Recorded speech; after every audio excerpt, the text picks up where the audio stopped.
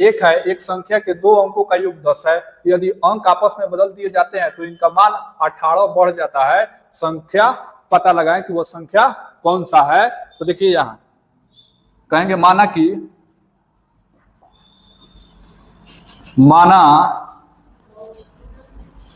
दहाई अंक, तो दहाई अंक अगर आप x मानते हैं और इकाई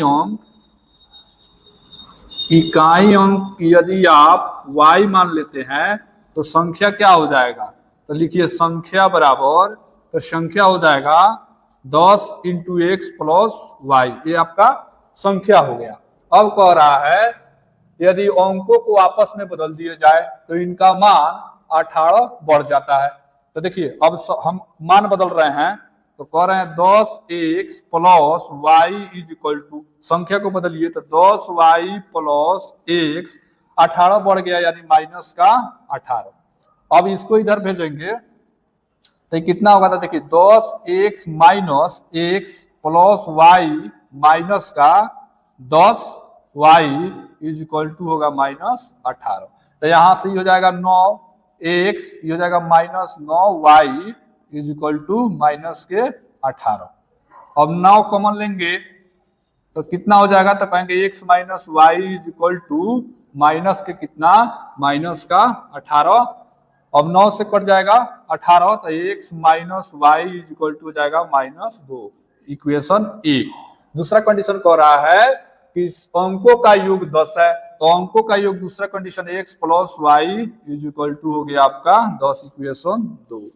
अब इक्वेशन फर्स्ट और सेकेंड से जब हम हल करेंगे, इक्वेशन फर्स्ट और सेकेंड से यहां से हल करेंगे तो देखिए ये x कट जाएगा, ये माइनस में आई प्लस में है, तो यहाँ पे क्या होगा, तो 2x इज इक्वल टू कितना हो जाएगा, ये 8 हो जाएगा।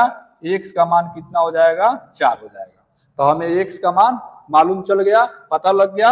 अब क्या करेंगे, तो अब x के मान निकालेंगे, y के मान निकालेंगे। तो y के मान अगर आप समीकरण 1 में या 2 में रखिएगा तो y के मान कितना होगा, देखिए यहाँ पे x plus y is equal to 10, तो x के मान 6, तो x के मान 4, x को इधर भेजेंगे तो y इज इक्वल टू 10 और माइनस x, तो x के मान 4, तो y के मान कितना हो जाएगा, 6 हो जाएगा। तो अब संख्या पूछ रहा है तो लिखेंगे संख्या बराबर 10x प्लस वाई, तो 10 गुने 4 और प्लस 6, तो 40 और 6 आपका आंसर हो जाएगा 46। तो वो संख्या कितना हो जाएगा, तो ऑप्शन ए सही है, वो संख्या 46 हो जाएगा।